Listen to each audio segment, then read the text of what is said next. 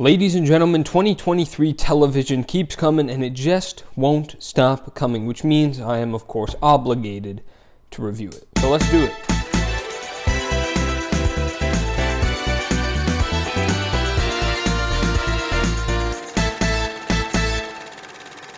As with my last video, which you can find up there, I think, maybe up there, a bit out of practice.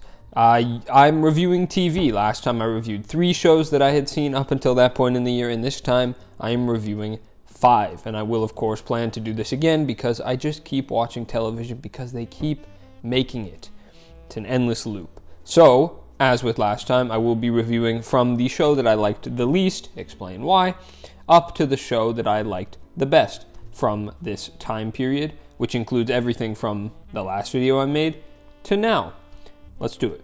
Let us start off with Star Wars The Bad Batch Season 2, which, as I mentioned in my last video, was the first show I started watching this year. It came out in about early January, and only finished, God, I don't even know, maybe a month ago at this point, with 16 episodes, same as last season, which I actually thought the first season had more, but I was incorrect. And let's get into why it is so low. Star Wars The Bad Batch, so I guess I'll start with Season 1, which I have a review of, I think. Yeah, I'm pretty sure I have a review of, and if I do, it'll be up there.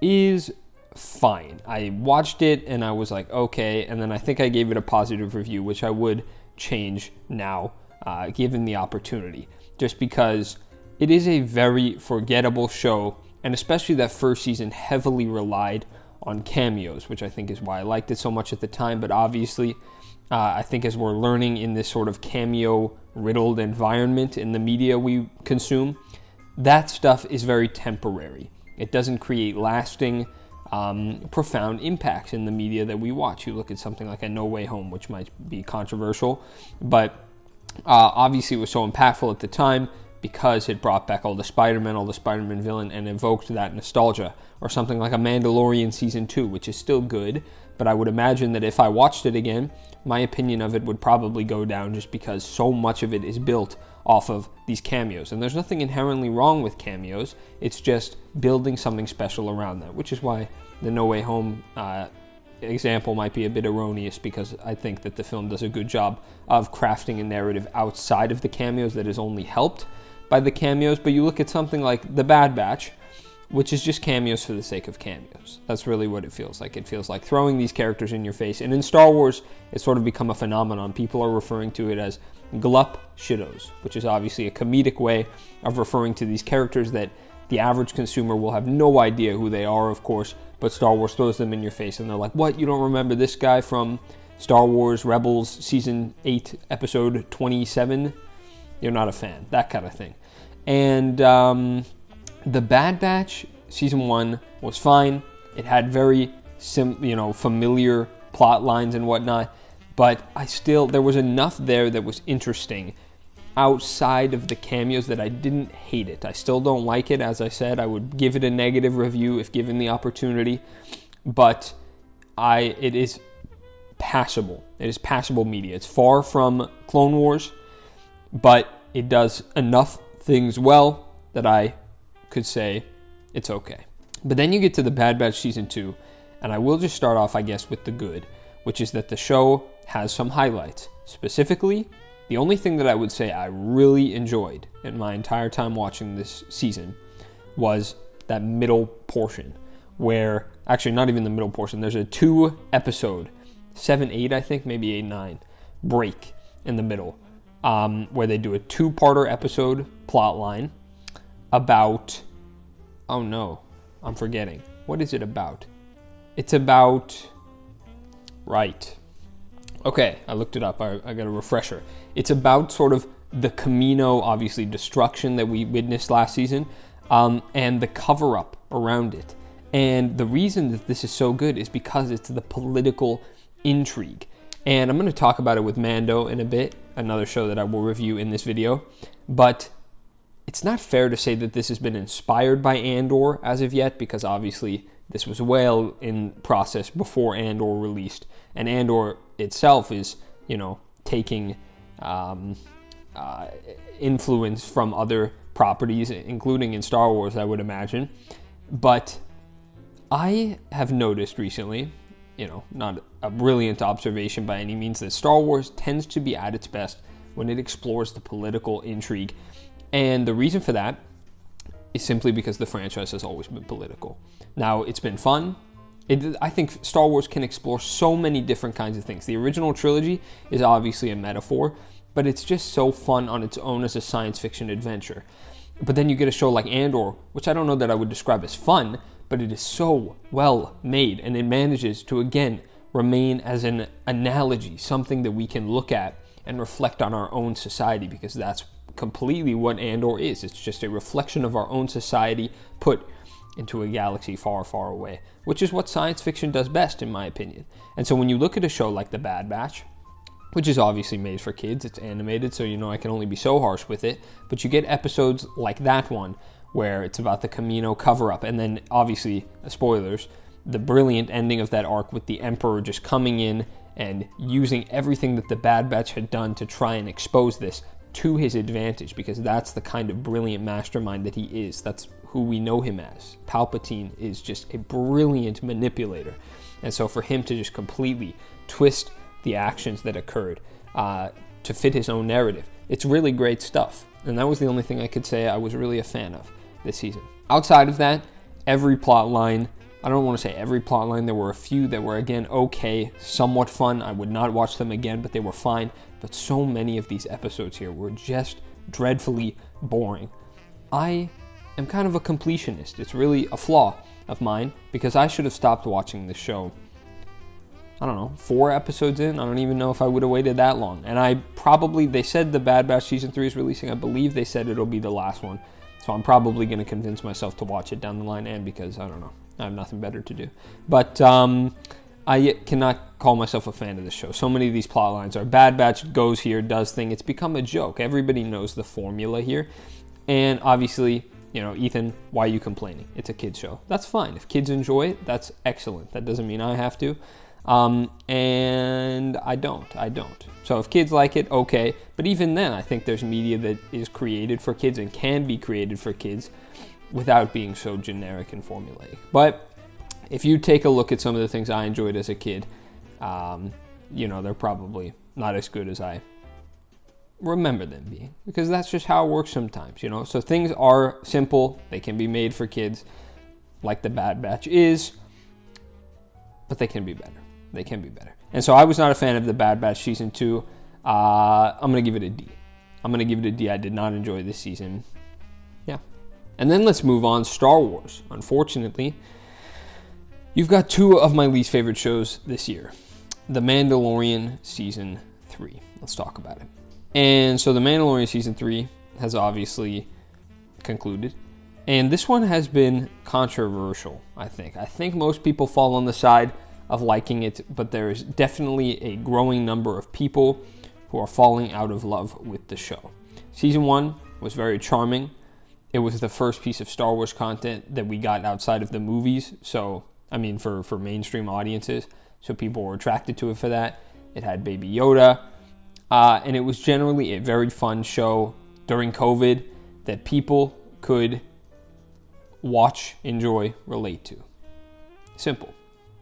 Then Season 2 came out, and I think people were still kind of attached to the premise. It obviously had a ton of cameos that the big Star Wars fans were obviously enjoying, but you could definitely see the cracks in Season 2.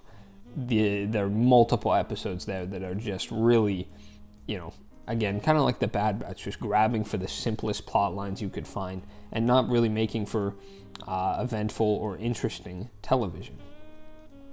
And with Season 3, I'm going to say that the biggest problem, my diagnosis of The Mandalorian's problem, is that it's not sure what it wants to be. It has no idea. It has not a single clue. Because sometimes it wants the overarching plot lines, the big episodic television format where you look at something like, the general trend where shows are just becoming longer form movies, which I am not inherently against as long as, you use the format to your advantage. You look at something like a Stranger Things Season 4, which is, it's good. but it's hardly a television show at this point. It's like a 12-hour movie, right? It's just things constantly happening, and each episode is hardly memorable in its own right. It only fits as a part of the narrative. And The Mandalorian doesn't want to be that, but it does, because you have these overarching plot lines that are, you plant little seeds here and there, which of course is fine. Episodic television does do that, but then you just get these random episodes where they go off and they do some quest, yada, yada, yada. And these, I mean, again, if you want to be the show about Mandalorian doing side quests with Baby Yoda meeting friends, first of all, you have to write better ideas, right? You can't write a kid gets kidnapped by this monster and they fight it and happy ending, because it's just not fun to watch. It's a boring episode. So you have to write it better. But two, you have to stick to that. You have to decide that I want this show to be about the Mandalorian doing side quests, and that can be fun. There are so many episodes in previous seasons of like the Prison Break, both the thing he did with Bill Burr in both seasons. That is good stuff. That's good content. There are examples in the show of the Mandalorian doing things that are interesting in their own right. And then there's glimpses of it here. Again, you have an episode where he and Bo-Katan just go and they sort of get this iRobot thing. They're finding this rogue battle droid and trying to find the cause behind why it's doing that, sort of a detective thing. And that stuff is good and all, but you have to stick to it. You can't, swap back and forth between what kind of stories you want to tell. It just doesn't work that way, because I'm starting to get attached to one thing and then you just completely switch it, and all of a sudden it's jarring. It's jarring. And I was not a fan. So even with that problem, that The Mandalorian isn't exactly sure what it wants to be, again, even if it was, it kind of fails in that department. I still don't think I'd be a fan of this season, just because it's like, again, we already talked about the individual episodes, how they sort of fail in their own right, because they're not super original. They seem very, very quickly and lazily thrown together. And then even the overarching stuff with like Moff Gideon is back. Oh, but this time he has a Mandalorian outfit. And you have this one episode in here, the Andor episode, I'm going to call it again, because I think this is a really good episode. It explores in the New Republic, integrating people who worked in the Empire, who want to make up for their crimes, coming back and trying to integrate themselves into the Republic on Coruscant. And it's a really cool and neat thing, because obviously it draws from real history. You look at something like the Nazis being integrated into society, specifically NASA scientists. So many NASA scientists were former Germans within the Nazi Germany who were sort of pardoned almost to come and work and help out. And that is sort of this character that we follow. He's a scientist who was working on cloning tech, who the New Republic tries to give a role to. And he just wants to, of course, continue his cloning. The New Republic is not interested, even though it could help them. And so the Empire takes advantage of that. It's a natural story that draws on history, and it is intriguing. It is also, of course, the only episode with this style, with this tone, with this story. We never see the scientist again, as far as I'm concerned. I mean, I don't think he shows up again in the season. Of course, the person manipulating him does, like once maybe. And it just is not a good idea to do television like that. You have to stick to something. You have to have something that you can attach yourself to. And that's just my opinion of The Mandalorian. So, where does The Mandalorian go from here? Again, I don't know if they will change it, just because I think their viewership is probably fine. They are obviously culminating in some Mandoverse or something like that. I really don't know what's happening here. But as Star Wars television, it's going to keep getting panned. Obi-Wan didn't do well. Mandalorian didn't. Season 3 is starting to lose folks. And I don't have super high hopes for Ahsoka, just because of the way Star Wars television is going outside of Andor. And so I think it's disappointing, and I hope that they can course correct somewhat and decide they just need to stick to something. I don't know, they didn't learn any lessons from the sequel trilogy. You gotta have something backing everything. You gotta have a backbone for your stories, and then you can do whatever you want, right? But you gotta have that first structural layer. And you gotta write better. And you gotta have that you got to have something there holding it all together. And right now it feels like these could be from any season. Obviously they're from the show Mandalorian, but you could have fooled me. Like, replace these characters with completely different ones from a completely different franchise, and what about this is Star Wars anymore? There's nothing here holding it together that makes this show The Mandalorian. It's a shame. Mandalorian Season 3 is going to be a C.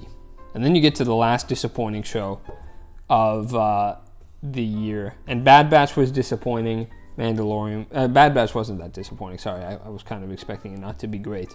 Mandalorian was definitely disappointing, but this one maybe was the biggest disappointment for me, and that would be Perry Mason Season 2. I watched Perry Mason Season 1 sometime last year because I had finished The Americans. I was on a Matthew Rhys kick, and I was looking for something detective-oriented, noir. And Perry Mason, it was well reviewed. I looked it up, and it was only 8 episodes, so I thought, why the hell not? And then I learned that they were doing a Season 2, and that's even more reason. I can look forward to this piece of content next year. So I watched it, and I enjoyed it. I obviously had problems with it, but I thought the way that it was able to replicate the style, that was the itch I was trying to scratch. A super conventional 1930s noir with the music, with the lighting. It's a very well-made show. It's obviously HBO, so I'm sure that budget was high, but the show was good. The mystery itself and some of the things that they do were actually both too conventional at times and too unconventional. But I think I would have preferred they stick with the unconventional for the reasons I'm about to get into. Perry Mason Season 3 retains the scope of Season 1. It has the same, obviously, I would imagine the budget is around the same. Sorry, low power mode. I would imagine the budget is around the same, and you got a lot of the same lighting. Camera work is on point. But there's just something missing about this season, and I think it comes down to the style. I think that the hands changed in between seasons. I don't think the same people who worked on Season 1 did Season 2, and I think that's evident because you just watch the 2 seasons, and there is a drastic difference in the style that the show plays out in. The second season, in my mind, is a lot less concerned with the feel of the show, how Perry Mason fits into this world of a 1930s detective. And personally, I wasn't a fan of that change because for all of Season 1's faults, I thought the style was again on point. It was everything I was looking for. It was everything that we are missing in this current time period, because you get a show like Poker Face, which is obviously a brilliant and fun and great mystery show that I talked about in my last video, by the way, but it's contemporary. And so if I'm looking for something reminiscent of a dark and broody time with smoke in offices and windows and rain outside, then I want Perry Mason, and that is what Season 1 provided me. And then you go into Season 2, and I was expecting more, because obviously he becomes like a full-fledged lawyer at the end of Season 1. He's got his own practice. Della is in on it. He's got his new, private investigator working for him, and everything is about to be great. But what is the most important part of any good mystery? It's the mystery itself.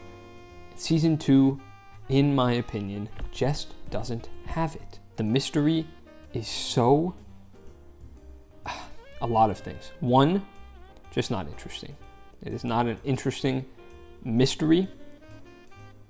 That could be the way it's told, but I think it lies more with the fact that this is a very, very conventional mystery. There is nothing of intrigue here. You could find this on, back when Perry Mason in the 50s or whatever, this could be any episode. It probably is. They probably drew from one of the episodes.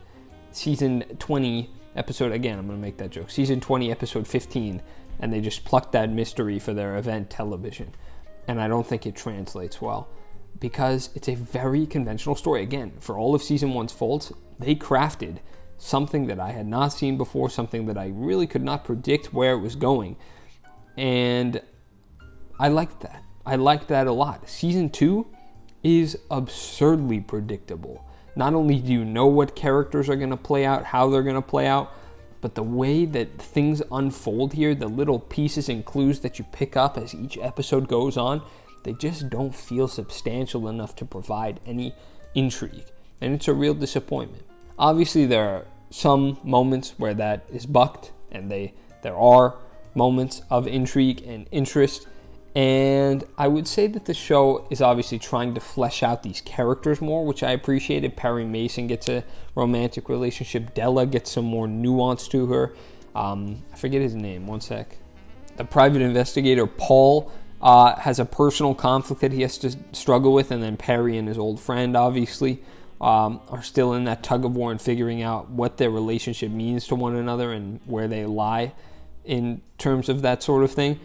And I did appreciate all that stuff, but again, I just don't know that it all feels super well tied in together with this mystery that we're exploring. Like Della's, most of their plots are all but dropped at the end of the season as they try and focus on the mystery element. Della sort of goes nowhere, at least in my mind. Maybe they're setting it up for the future. Paul is obviously getting set up for the future, but I just can't say that I'm super invested in knowing where the show goes, where these characters go from here. If Perry Mason ended after season 1, after I'd watched it, I would think that's a shame. I would say there's potential here. If it ended now, I would say that's sad. It could have course corrected, but I'm not too beat up about it because I just don't know that the show, unless again, I mean, it's hard to say because it absolutely could come back next season with just a banger season of television. I think it would need to embrace the style again, but even more important is get a good mystery. And it could easily do that. It requires some very good writing because mysteries are very difficult to write, especially great ones. But I think it's certainly possible. And if you want, I mean, I have no problem with tying it into the times, which is both season 1 and season 2 did that. Season 2 was obviously more of a social justice message, which is fine. Obviously, we live in times where those kinds of messages are very important and appreciated. So if you want to do that, okay, but don't have it be so simple and lacking any sort of originality that it's not fun to tune in every week. So as for Perry Mason, again, if Bad Batch ended, fine. If Mandalorian ended, honestly, fine. Again, I think they can figure it out. It would be a shame, but fine. But Perry Mason has the potential. So what would I do? I would embrace the style for season 3. I think that's big. Look back at season 1.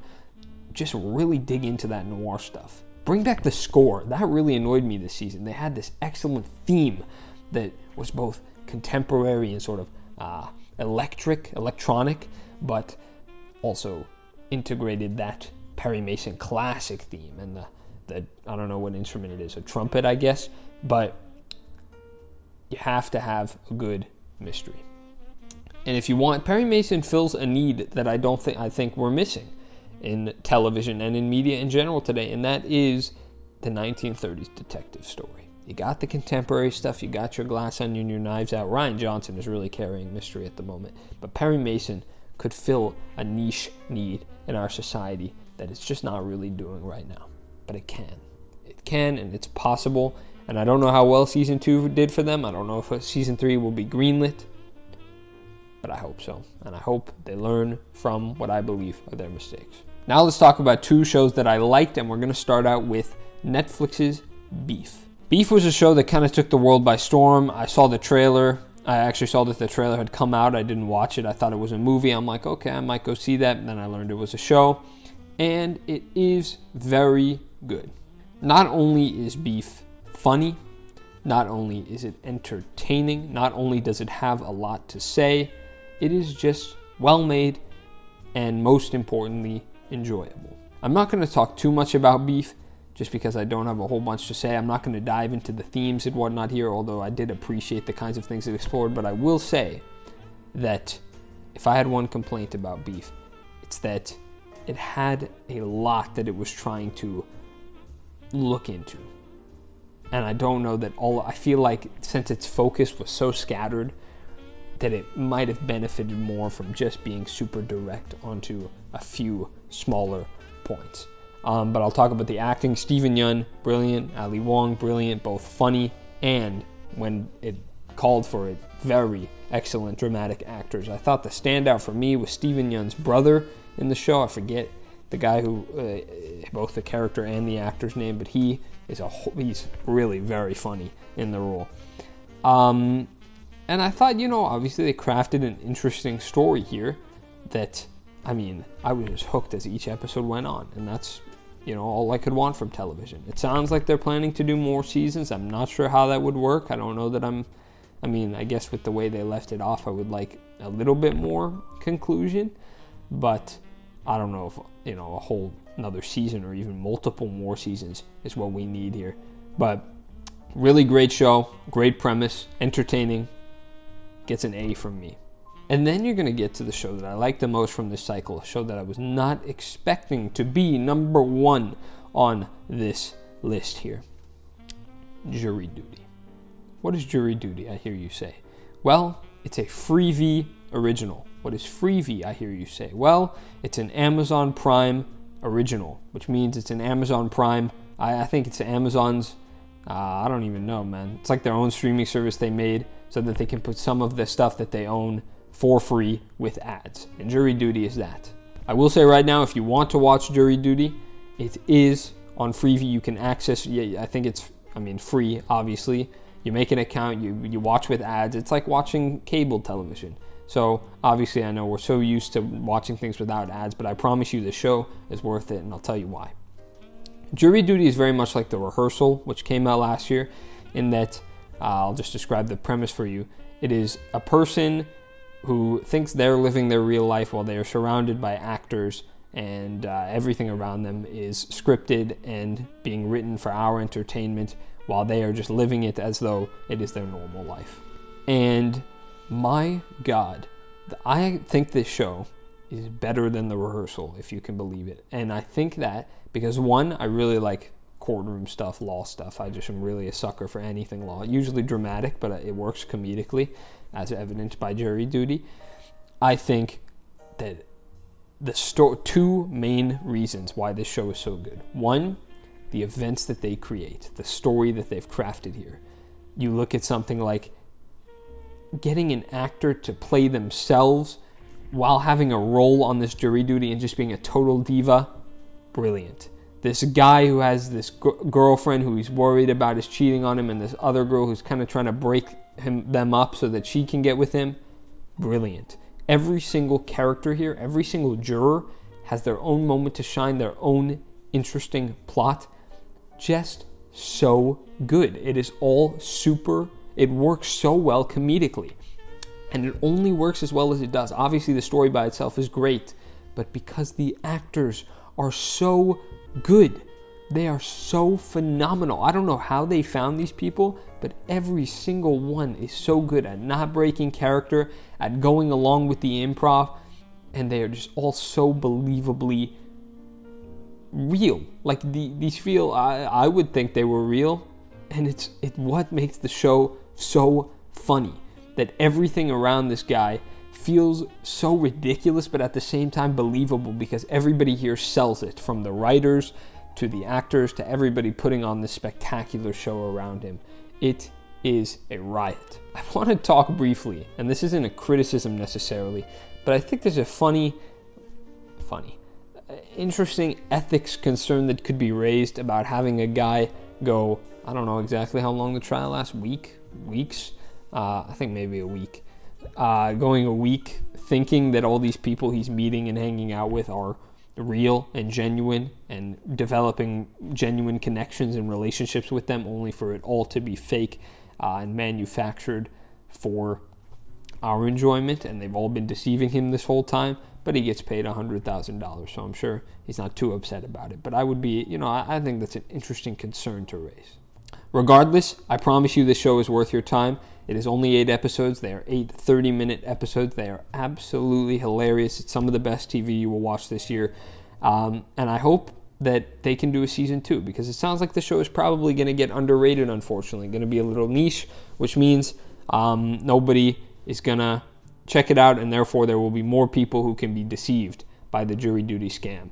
The only problem is, of course, they'll have to write, I don't know if it's possible to write better characters and find better actors than they did for this season. It really seems like the perfect storm of writing and acting that they got here, because my God, it is brilliant. So, check out Jury Duty. Again, it's on Freevee. It is free. How could you not watch a show this good for free? Please watch it. It's great. And that'll conclude my TV recap of sorts. I'm watching a couple more shows right now, including but not limited to Yellow Jackets, Ted Lasso, Succession, and Barry, which I will all review when they finish, probably around the start of June. And that video is going to be a hell of a video. Hopefully with more good than bad, unlike this time. So folks, check out Jury Duty. Check out Beef. Oh, Jury Duty's an A, by the way, but you knew that. Check out Jury Duty. Check out Beef. May decide for yourself if you want to check out Perry Mason and maybe Mandalorian, and then I would skip the Bad Batch. Folks, I've been Needy PC Reviews. You have just been the absolute best. Let me know of any TV shows that you have been watching that you think I might like. Please, because TV is killing it. I don't know what I'm doing. Au revoir.